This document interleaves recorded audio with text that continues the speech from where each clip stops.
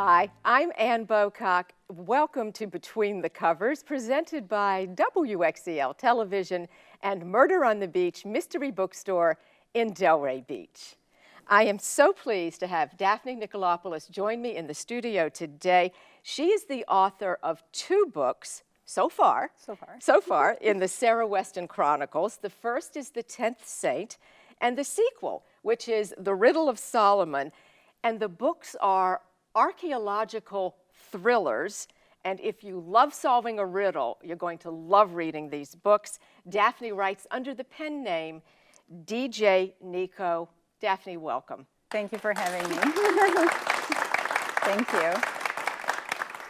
In this book, as well as in the first book, we have Sarah Weston. She is back in this book and fierce and determined as ever.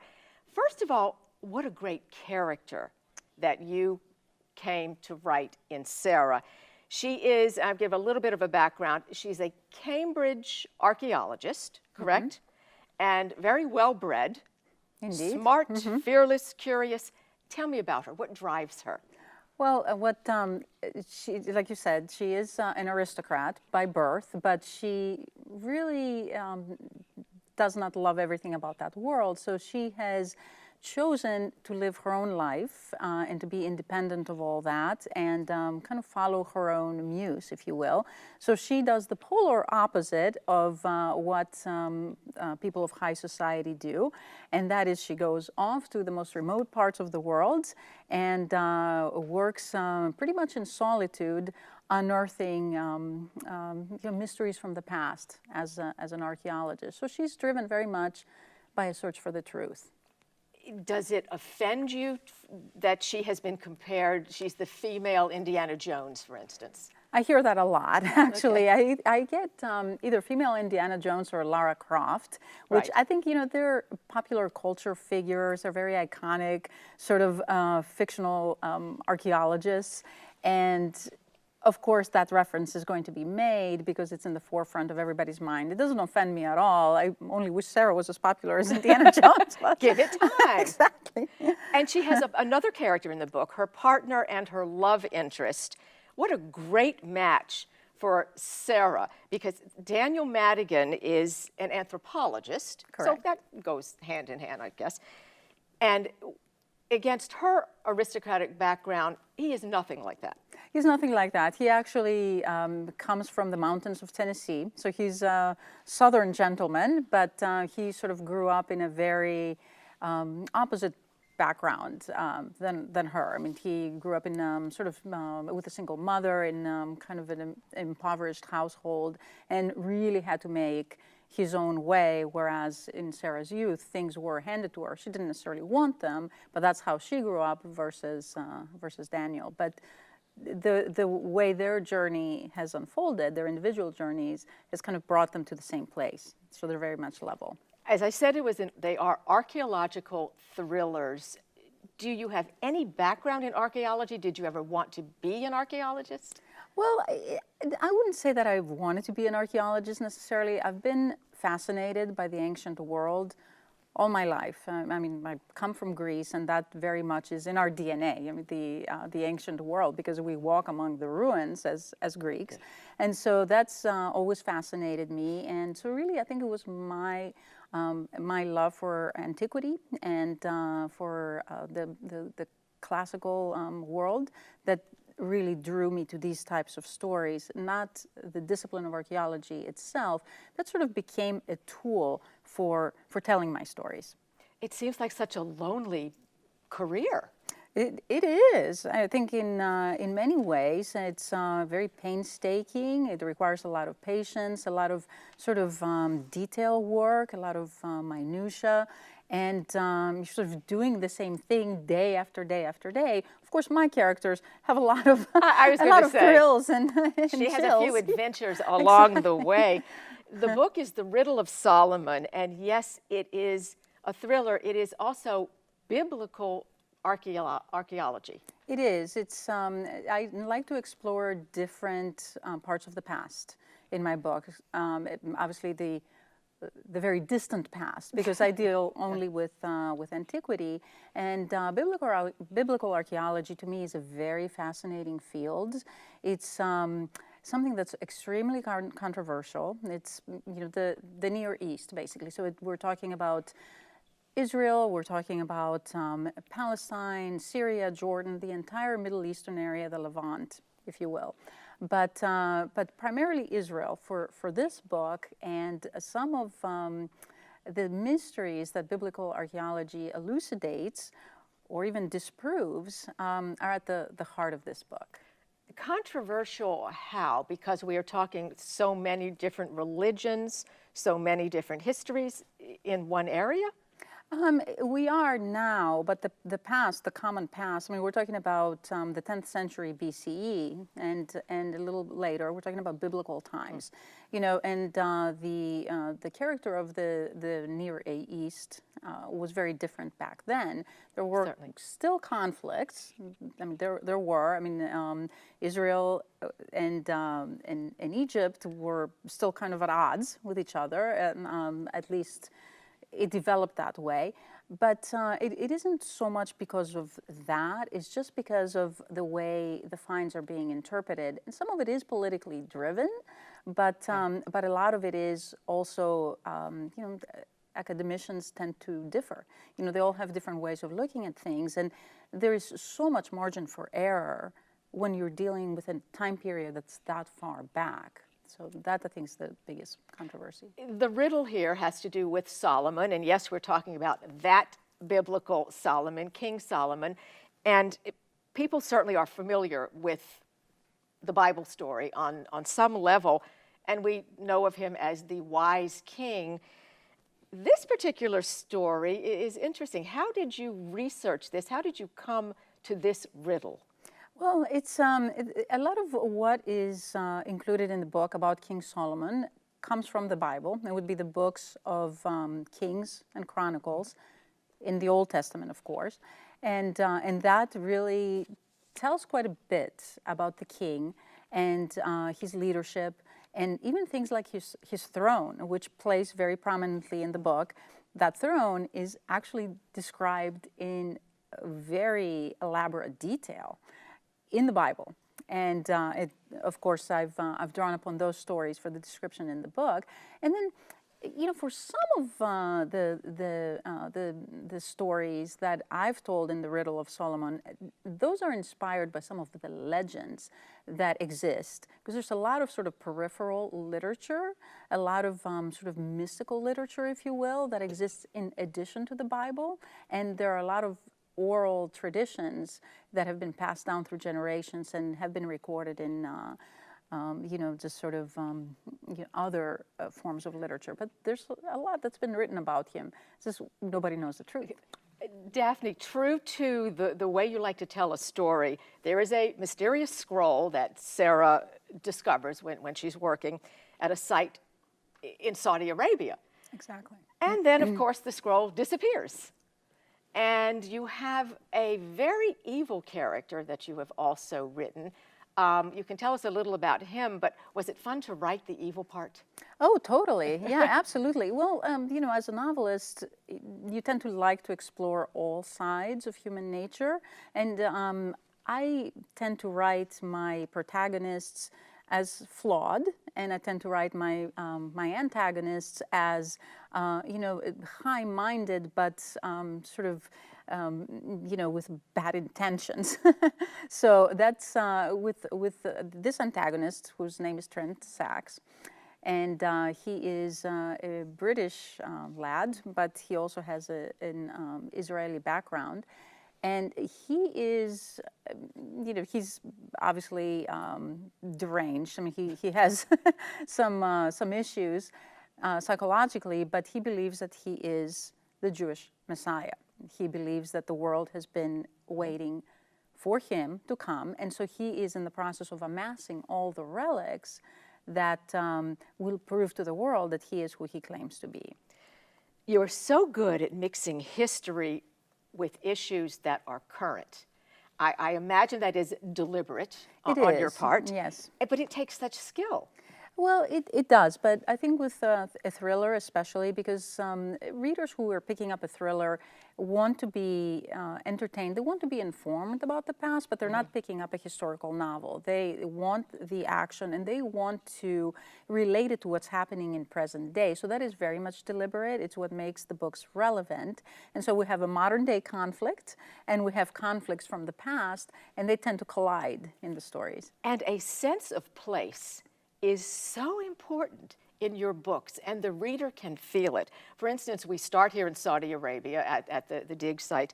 You go to so many exotic lands, like you mentioned, Israel. You also go to India and many other wonderful places, but place itself is a character in your book. It is, and I've been actually told that quite a bit, and that is intentional. I think, as you know, I have a background in travel. I've had the good fortune to see a lot of the world, and a lot of my experiences then and now inform my characterization of place.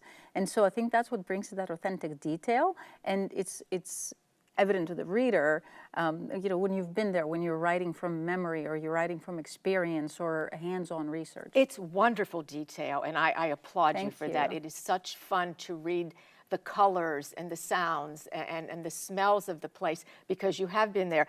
And I think we should tell the audience you were a travel writer. Yes. And you did not do the go on the cruise ships or the four-star hotels for your writing. You went to some crazy places. I did, yes. That's very much a part of my past. I was a travel writer for probably a good 10 years, and I enjoyed adventure travel. I enjoyed going off the beaten path, so I would always seek out those assignments. They were way off the beaten path. Yeah, yes, exactly. And then it wasn't just those assignments. I would do a lot of it on my own, too. I mean, I spent 2 years backpacking around the world and, without ever coming back home and, staying in kind of crazy places and exploring places that most people don't even realize are on the map. But those are places that inspire me personally and certainly inform my work. But I just find it personally fascinating. So that's been a big part of my journey. You've called yourself a nomad. I have. Yeah, moving around from place to place, I think will do that to you. I certainly have that mentality from some of the seeking that I've done. You did 2 years backpacking or traveling around without coming back to a home. Exactly. By yourself as a woman? Oh, no, it wasn't by myself. And, you sort of tend to pick up friends along the way as well. And so it doesn't matter whether you're alone or not. I think it's good to do it in the company of others. But I don't mind traveling by myself either. That's actually a fun privilege. And you spent a lot of time in the desert. I have. I've been to various deserts sort of around the world. I've spent time with some of the tribal people, some of the true nomads and the people who that's their life every day of the year. And I love that existence. There's something very magical about it because it is so rapidly disappearing. But the whole idea of not having a home but calling the earth your home, I think is just truly inspiring. This is a far cry from people who travel and have, let's say, go to Morocco and do the camel ride for the afternoon. I mean, you lived with people in, I guess, both Africa and in Asia. Oh, yes. I don't know that I've actually lived with them for that long a period of time, but I've certainly spent a lot of time among different tribes. I've spent a whole lot of time in both Africa and Asia in different parts, with the deserts and otherwise. But what was the best experience you had at that time? Oh my goodness! I mean, I did go across the Sahara on camelback. Over the course of several days, with a group of friends and some camel drivers who didn't speak any English. Yeah, it was really very interesting. But having to actually go through things like sandstorms I mean, you know, it's a sounds very reality. frightening. Exactly, and it is. You know, when you're in it, you have no idea how you're going to react. But you know, you sort of find the personal courage and the strength to do what needs to be done, and you know, your survival instinct, if you will. These people have surviving on a daily basis. When you leave that and you come back, let's say, to the States, to where we have so much, does the difference just hit you in the face that we are somewhat spoiled? Oh, it does. I mean, there's no question. But hopefully, experiences like that make you wiser. I mean, they certainly make you look at humanity from a different angle. Because I can only imagine how, for instance, the people in the desert live, and you got to experience it. And luckily, we get to experience part of that when we read the books. Were there ever times you were frightened? While traveling? Mm-hmm. Oh, absolutely. I mean, there have been a number of those. I mean, I can name a couple off the top of my head. You know, the sandstorm, for one, I'm sure. A sandstorm, you know, certainly was a frightening experience. I have camped widely in Africa, and I remember actually being, you know, in my tent and seeing a four-legged something, you know, the shadow outside of the tent, you know, very close, and you know, found out the next day that it was a cheetah, and you know, I mean, there are all kinds of things like that that make you nervous along the way. And luckily, they're filed away, so we get to read about exactly. them. That's the good part. You don't have to experience it. All you have to do is pick up one of my books. Pick up the book. You know, when I was reading this book, I was reading it during the time of the beginning of the Israeli-Gaza conflict. And it brought a lot of things into focus because I could picture the geography from reading this. So much has changed in the world recently and in the last few years. You traveled before, I mean, certainly there was conflict in the world, but would you do it again? Would you now? Now, you know, I have 5-year-old twins. Makes it and more a tough. husband and a life. Right, exactly. And I think once you have a family, it makes it a lot tougher to take those risks. I mean, some of it you still want to do for your personal growth, but you have to be very calculated about it. I don't think that I would necessarily dive into the Middle East right now, just you know, out of you know, fear, you know, mostly for what might happen to my children if something would happen to me. But you do travel with your children. Oh, absolutely. Yes, we love to take them as many places as possible. Again, you know, we wouldn't take them to anywhere unsafe, but we do like to take them and expose them to the world. I mean, I feel very fortunate that I had that experience. I didn't have it as a child, I had it as an adult, but I believe in it. I think it's the best education there is, and I think all children should experience travel. You have been, if I'm correct, I think the country that you have been to the most is India? Yes. I mean, okay, I've been to parts of Europe a lot more, like, you know, of course, like right. London, Paris, you know, some of the big cities and whatnot. So, you know, outside from European cities, let's just say, yes, India. I've been to 9 times. Actually, even my husband and I even had our honeymoon there. So, you know, that's what is it you about really have to India? love it. What is it about India that you love? I find it very fascinating, and India is different from corner to corner. You were mentioning that you read in the Riddle of Solomon that's you know, part of it takes place in yes. India. It takes place in Varanasi, which is in the north, which is a holy city on the banks of the river Ganges, where they do a lot of the cremations and sort of put people to rest, if you will, and people come there to sort of, you know, experience the spirituality. But, you know, you go to places like that and you just feel so much more connected with, you know, like sort of the greater force, and then people's, you know, weaknesses and strengths, and, you know, what makes them tick. And I think with India, you're just, like, it's just so raw in so many places. And, you know, you see a part of human nature that you don't experience anywhere else. Interesting way to put Absolutely. that.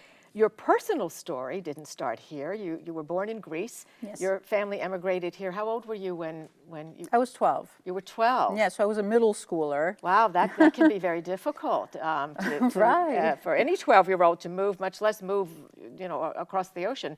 Exactly. Did you speak English?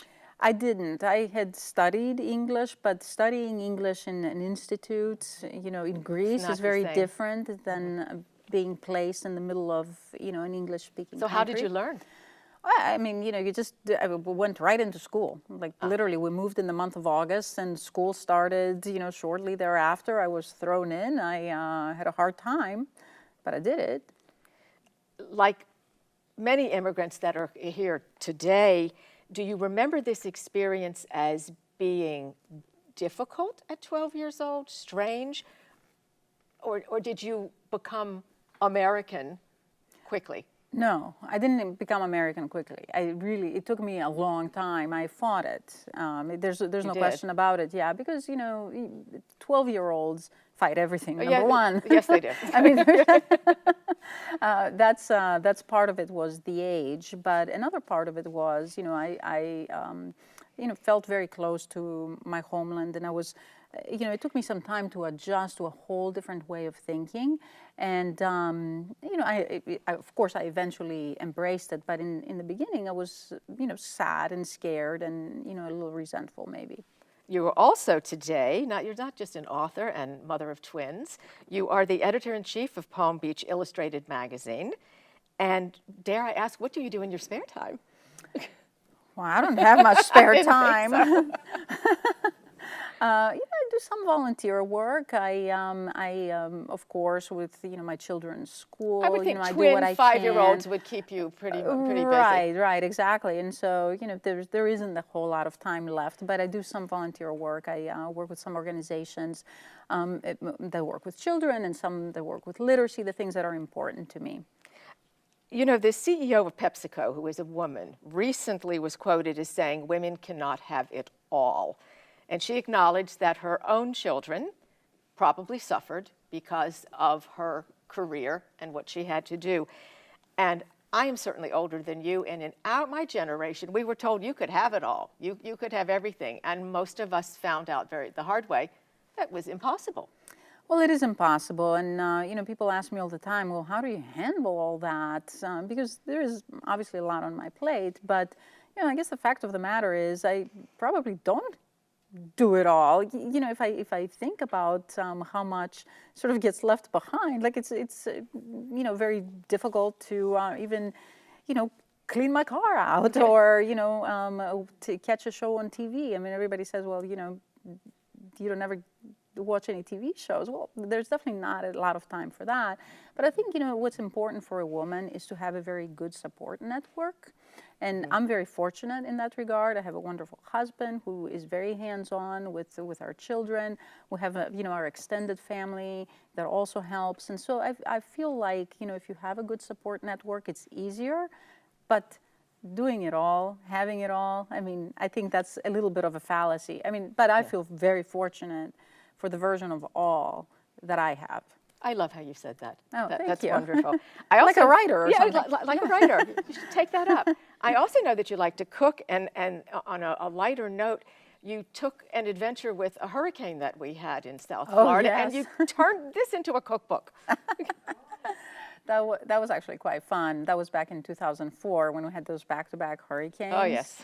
Exactly, and there wasn't a lot of food around. I remember thinking, we had no power for 2 weeks. It's like, what are we going to eat? And, just kind of experimenting with what was on the kitchen counter and what was in the pantry. And that, became a cookbook because nobody else had done it. And the title?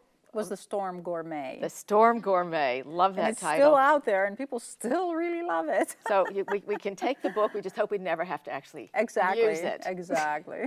What's next? Not another cookbook, but what's next? Yes, definitely not another cookbook. That was definitely a one-off because I felt like it was something that needed to be done because no one else had done it. But I'm not, necessarily of that ilk. I really enjoy writing fiction. I have 2 books that are coming out in 2015. One of them is actually the historical complement to the Riddle of Solomon. So it's really, you get a glimpse at Solomon's story and that mystery with a ring, with a throne, with all the sort of mystical things that surrounded him, and his downfall, and that then becomes the story in the book that's coming out in 2015, which is purely historical fiction. It's not a thriller. It's just a historical fiction, which is based on facts from archaeology, material proof, and then of course a lot of what's been written about Solomon that hasn't been proven, but it's just sort of taken as truth. So after this book, we're going to be ready for that, certainly. Yes, and it's very different in the sense that it's purely historical, but you'll see a lot of that typical DJ Nico writing style where places come to life. And I know we have not seen the last of Sarah Weston. I know No. she will be coming soon. She's coming the back first too. book was The 10th Saint. It was awarded the gold medal for popular fiction at the Florida Book Awards. The latest book, The Riddle of Solomon. Daphne, this has been such a pleasure. Daphne Nikolopoulos, thank you so much for being my guest. Thank you for having me. It's a pleasure to be here. Thanks, Daphne. I'm Ann Bocock, and you've been watching Between the Covers on WXEL television. Thank you.